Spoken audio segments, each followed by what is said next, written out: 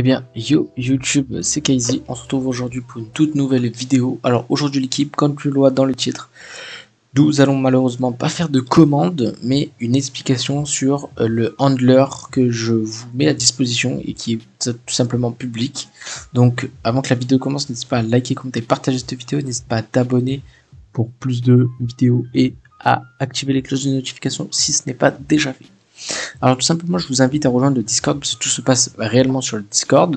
Donc une fois que vous avez rejoint le Discord, vous allez aller dans la moitié du serveur. Donc il y a une catégorie qui s'appelle assistance développement qui est là pour vous aider pour différents thèmes. Donc Discord GSV13 et V14 et autres développements si jamais c'est autre langage, autre développement que du Discord. Donc nous précisément aujourd'hui, ce qui va nous intéresser, c'est d'aller dans la catégorie fichier et vous voyez des textes avec différents liens et un fichier rare. Donc ce fichier rare, ça va être le fichier qui va nous être utile aujourd'hui.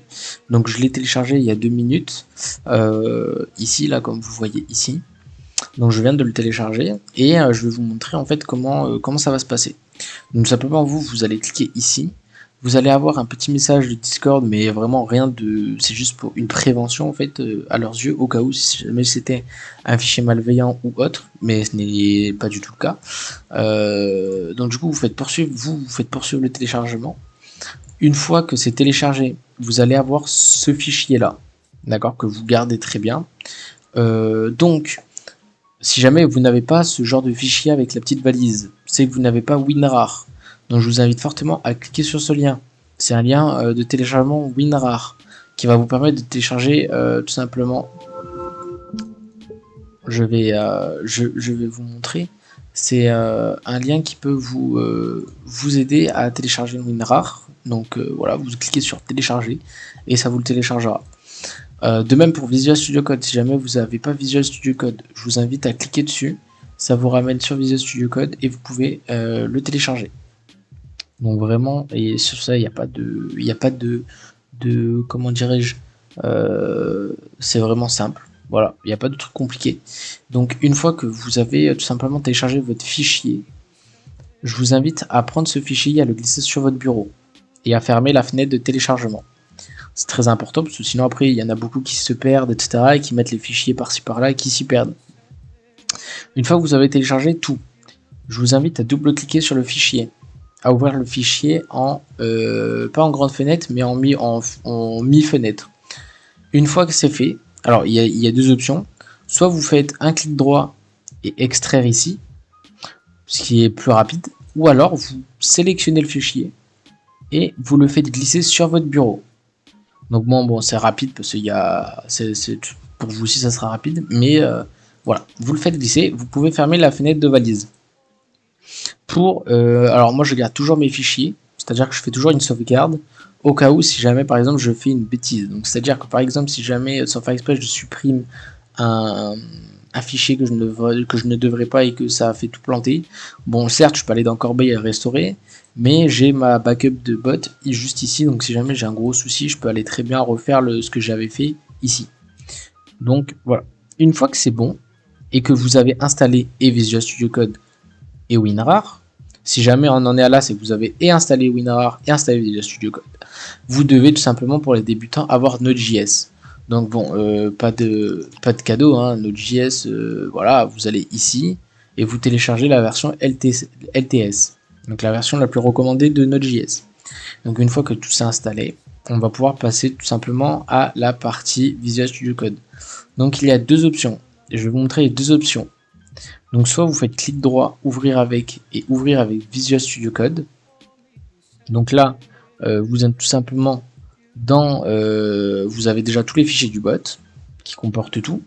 Ou alors vous faites Visual Studio Code, donc vous faites dans le menu recherché Visual Studio Code, vous ouvrez une application. Une fois que cette application a été ouverte, vous faites fichier, ouvrir le dossier, vous recherchez votre dossier dans le bureau. Donc moi qui est handler client, vous sélectionnez ce dossier et ça vous le réouvre comme j'ai fait. Donc moi je préfère plus le clic droit, ouvrir avec, c'est plus rapide et plus radical et plus simple.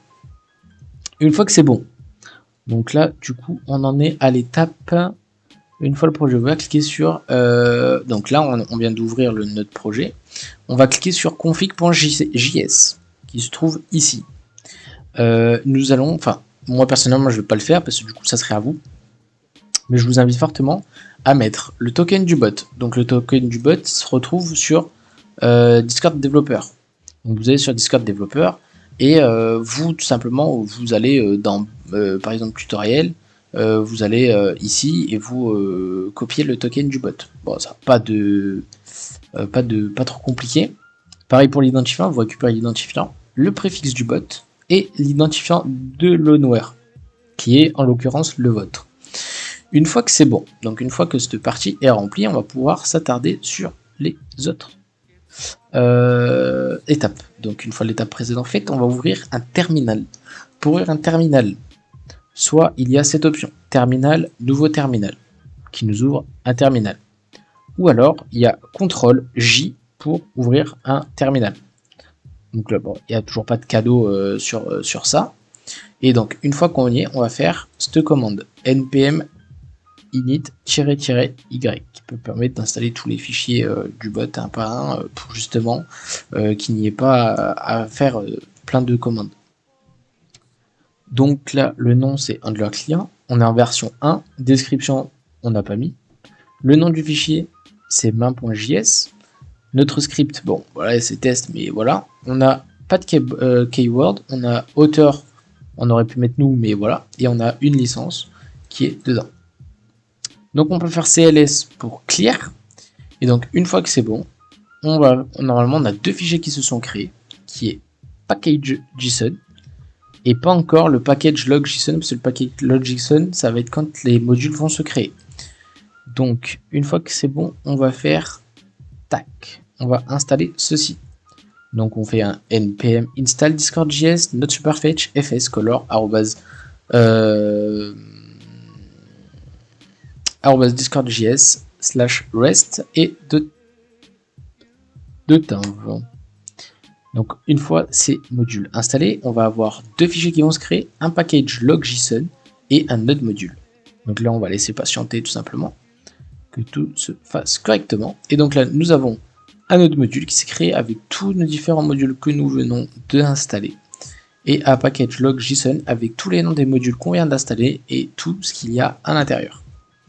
Donc là voilà, je rappelle, il n'y a pas de cadeau, il n'y a pas de. C'est pas très compliqué. Un de ces nodes modules devrait être créé. Et si c'est créé, c'est parfaitement normal. Et donc réouvrez votre terminal et faites node main et profitez pleinement de votre bot.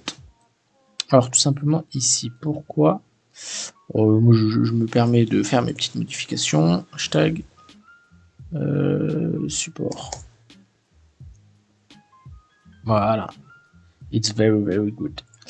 Et donc voilà, là nous avons installé tout simplement notre bot, et vous pourrez faire tout simplement un CTRL-J ou un terminal, new terminal, et faire, bon là c'est normal, j'ai ouvert deux terminals, et faire node main. Bon, moi je vais avoir une erreur qui va être erreur token, parce que je n'ai pas mis le token du bot, mais vous normalement ça fonctionnerait, enfin ça fonctionnera parfaitement, sans aucune erreur, sans rien du tout.